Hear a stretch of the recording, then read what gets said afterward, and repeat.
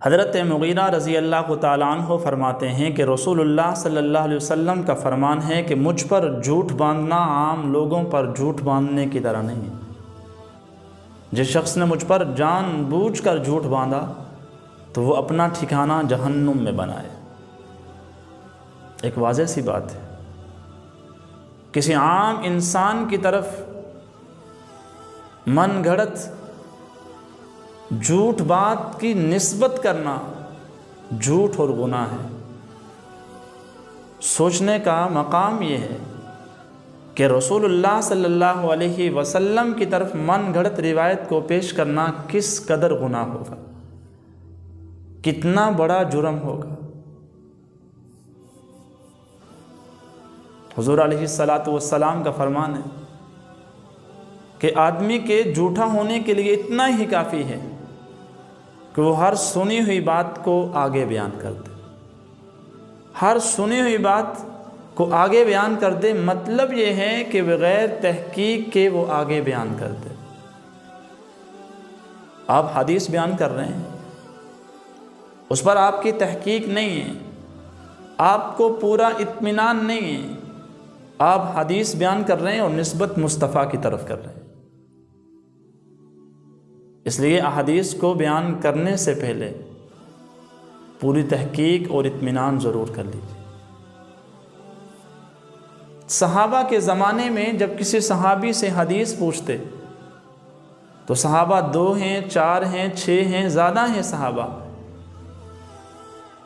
تو ہر صحابی کی یہ خواہش ہوتی کہ میں خاموش رہوں، میری جگہ پر اس حدیث کو یہ صحابی بیان کر دے، میں خاموش رہوں، میری جگہ پر اس حدیث کی روایت کو یہ پیش کر دے، یہ حدیث یہ صحابی سنا دے، میں خاموش رہوں۔ تو صحابہ اکرام حدیث بیان کرنے میں اتنی احتیاط کیا کرتے تھے۔ آج کا دور دیکھ لیں، بھائی حدیث بیان کریں، آپ کو کون منع کرتا ہے؟ حدیث بیان کرنا عبادت ہے، اللہ کی رضا ہے، دین کی خدمت ہے، لیکن ایسی بات آپ آگے دوسروں تک پہنچا رہے ہیں، بغیر تحقیق کے پہنچا رہے ہیں اور نسبت مصطفیٰ کی طرف کر رہے ہیں۔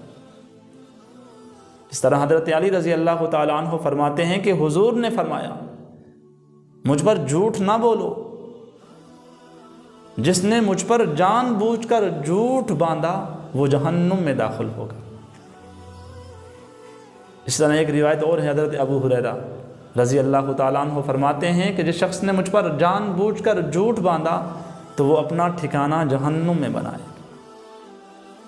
تو بھائی آپ حدیث بیان کریں،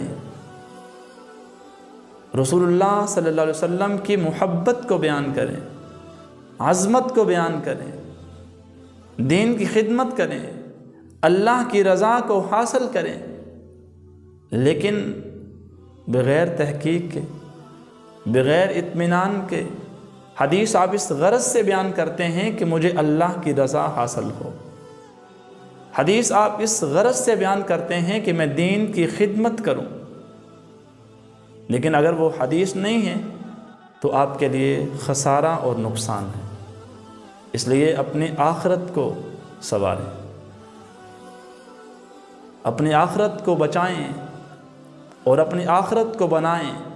حضور علیہ السلام کی صحیح حدیث کو پوری تحقیق کے ساتھ آگے پہنچائیں، بغیر تحقیق کے من گھڑت روایات بیان کرنے کی مذمت میں یہ چند جملے اپنی خدمت میں عرض کیے ہیں۔ اس لیے حدیث کو بیان کریں پوری اطمینان اور پوری تحقیق کے ساتھ۔